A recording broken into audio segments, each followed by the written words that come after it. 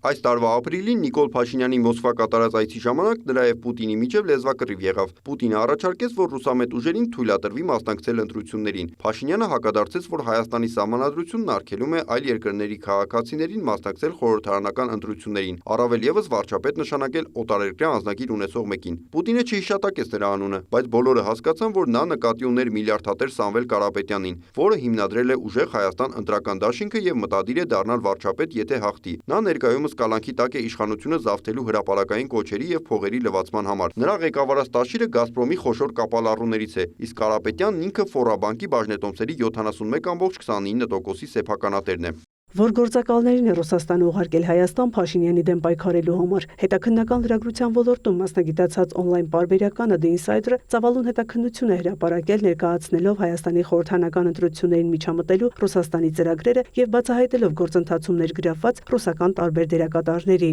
The Insider-ը նշում է նաև, որ Կարապետյանի անձնական կարողությունը գնահատվում է 4.1 միլիարդ դոլար եւ նա խոստացել է մի քանի միլիոններ դնել ուժեղ Հայաստանի առաջխաղացման համար։ Ըստ պարբերականի անցյալ տարվա հունիսին Փաշինյանը պահանջեց հայ առաքելական եկեղեցու առաջնորդ Գարեգին-բեի հրաժարականը։ Կարապետյանը պաշտպանեց կաթողիկոսին։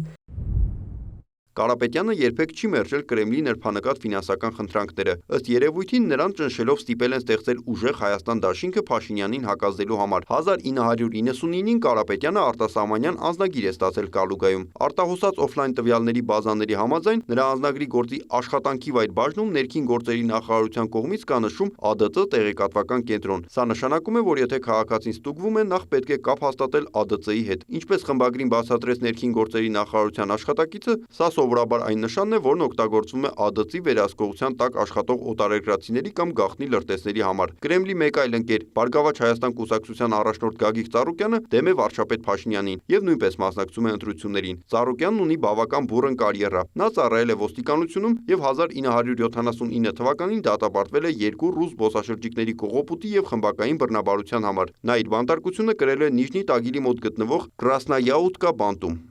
ԽՍՀՄ փլուզումից հետո, երբ Ծառուկյանն ընդգրկվել էր Հայաստանի 100 ամենահարուստ մարդկանց ցանկում, դատարանը նրան արդարացրեց, սակայն նրա գործում ըստ պարբերականի կա եւս մեկ թերություն։ 2004-ի նոյեմբերին հայկական ժամանակ թերթի այն ժամանակվա գլխավոր խմբագիր Նիկոլ Փաշինյանի Նիվա մեքենան պայթեցվեց Երևանի կենտրոնում։ Փաշինյանը նման հրաման տալու համար մեղադրեց Ծառուկյանին, որը դժգոհ էր նրա հոդվածից, սակայն քրեական գործը մնում է չբացահայտված։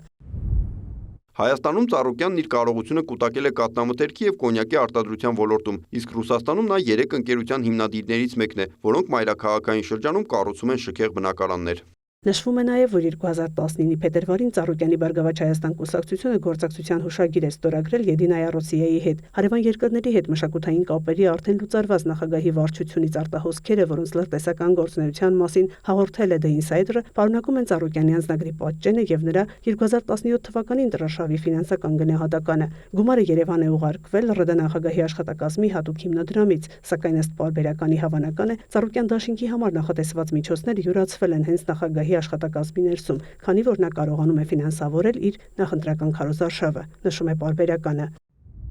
Մոլդովայում եւ Հունգարիայում անհաջողություններից հետո Կրեմլը իր բոլոր ռեսուրսները կենտրոնացրել է Հայաստանի վրա, որտեղ հունիսի 7-ին կկայանան խորհրդարանական ընտրություններ։ Կրեմլը հույս ունի կանխել Հայաստանի վարչապետ Նիկոլ Փաշինյանի քաղաքացիական պայմանագիր կուսակցության հաղթանակը, որը Եվրոպական միության եւ ԱՄՆ-ի հետ մերձեցման ուղին է ընտրել։ The Insider-ը պարզել է, թե ով է վերահսկում Հայաստանի գործերը Ռուսաստանի Դաշնության նախագահի աշխատակազմում։ Արտաքին հետախուզության ծառայության գլխավոր հետախուզական վարչության եւ անվտանգության դաշնային ծառայության որ աշխատակիցներն են գործուղվել Հայաստան սահմանված խնդիրներ իրականացնելու համար եւ ընդդիմադիր տեխնազուներն ինչպես են կապված ռուսական հետախուզական ծառայությունների հետ։ Ըստ պարբերականի Փաշինյանի դեմ տեղեկատվական արշավը համակարգում է վերջերս ստեղծված նախագահական ռազմավարական գործընկերության եւ համագործակցության վարչությունը, որը ղեկավարում է Վադիմ Տիտովը։ Նա ՌԴ աշխատակազմի ղեկավարի առաջին տեղակալ Սերգեյ Կիրիենկոյի հովանավորյալն է։ Ռուսաստանի նախագահականում հայաստանյան միջական կուրատորներն են ռազմավարական գործընկերության եւ համագործակցության վարչության միջտարածաշրջանային եւ սոցիալ-մշակութային հարաբերությունների զարգացման վարչության պետ Վալերի Չեռնիշովը եւ նրա տեղակալ Դմիտրի Ավանեսովը, որոնք երկուսն էլ անվտանգության ծառայությունների ներկայացուցիչ The Insider-ը նշում է, որ Ռուսաստանի կառավարությունում հայկական գործերի պատասխանատուն փոխվարչապետ Ալեքսեյ Օվերչուկն է։ Բառացիորեն ամեն շաբաթ նա սպառնում է Հայաստանին խոշոր տնտեսական խնդիրներով, եթե այն շարունակի մերձեցումը Եվրամիության եւ Միացյալ Նահանգների հետ։ ՌԴ արտաքին գործերի նախարարությունում Հայաստանի ընտրություններով զբաղվում է ԱՊՀ երկրների 4-րդ դեպարտամենտի ղեկավար Միխայիլ Կալուգինը։ Նա իր դիվանագիտական կարիերան սկսել է որպես մամուլի կցորդ Լիտվայում, երբ դիվանագիտական առաքելությունը ղեկավարում էր արտաքին հետախուզական ծառայության նախկին փոխտնօրեն Յուրի Զուբակովը։ 2006 թվականին Լիտվայի հետախուզական ծառայությունները կցորդին կասկածել են ռուսական հետախուզության համար աշխատելու համար, ինչից հետո նա հետ է կանչվել Մոսկվա։ 2016-ին Կալուգինն աշխատել է որպես տնտեսական խորհրդական Վաշինգտոնում գտնվող Ռուսաստանի դեսպանատանը, եւ նրա անունը հայտնվել է լրատվամիջոցներում կապված ԱՄՆ ընտրություններին Մոսկվայի միջամտության հետ։ Հրապարակումներից հետո նա լքել է ԱՄՆ-ն եւ նշանակվել է արտաքին գործերի նախարարության արտաքին քաղաքականության պլանավորման վարչության բաժնի վարիչ։ Ըստ պարբերականի Հայաստանում ամենաակտիվ կազմակերպություններն են Գորչակովի հիմնադրամը, որը խթանում է կրեմլամետ նարատիվները, հաղորդակցությունների զարգացման ազգային հետազոտական ինստիտուտը, որը գլխավորում է արտաքին հետախուզական ծառայության կադրային սպա Վլադիսլավ Գասումյանովը, Ռուսաստանի ռազմավարական հետազոտությունների ինստիտուտը, որը արտաքին հետախուզության վերլուծական կենտրոն է, ինչպես նաև մի խումբ կեղծ քաղաքագետներ, փորձագետներ, խորհուրդներ եւ կազմակերպություններ, որոնք ֆինանսավորվում են Կրեմլից։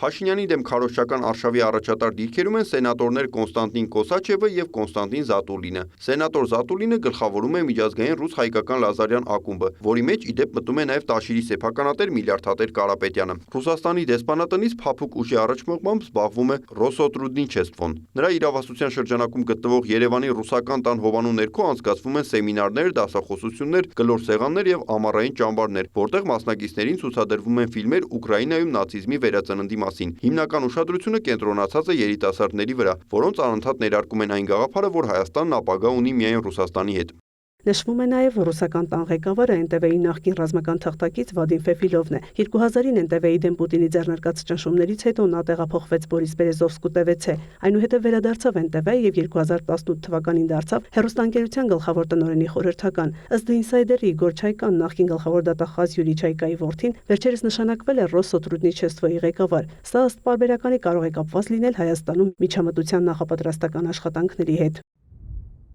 Մոլդովայի ընտրություններին Կրեմլի միջամտության շրջանակում հենց Չայկայի միջոցով է ֆինանսավորվել ռուսամետ ընդդիմությունը։ 2022-ին ԱՄՆ ֆինանսների նախարարությունը, ապա նաև Եվրամիությունը նրան ներառել են պատժամիջոցների ցանկում։ Ռոսսոտրուդնիչեստվոյի նախկին ղեկավար Եվգենի Պրիմակովը բազմիցս հայտարարել է, որ ժամանակն է վերջ դնել բալալայկայի դիվանագիտությանը եւ դադարեցնել արտասահմանում անիմաստ միջոցառումների վրա գումար վատնելը, բայց ըստ երևույթին Կրեմլն այլ կարծիքի է։ Պրիմակովը հեռացվել է եւ նրա փոխարեն նշանակվել է Չայկան։ Պարբերականը գրում է, որ հունիսի 3-ին Երևանում Ռուսաստանի դեսպանատանը շնորհավորելու են ՌԴ առևտրային ներկայացուցիչ Ալեքսեյ Միշլյավկինին 65-ամյակի կապակցությամբ։ Երեկոյան կկազմակերպվի խնջույք, որտեղ կհնչեն կենացներ նվիրված մեծ Ռուսաստանին, Պուտինին, ռուսական զենքի հաղթանակին։ Սակայն դիվանագետներից քչերն են կռահում, որ Միշլյավկինը իրականում ոչ թե առևտրային ներկայացուցիչ է, այլ արտաքին հետախուզության ծառայության ռեզիդենտ գործակալ։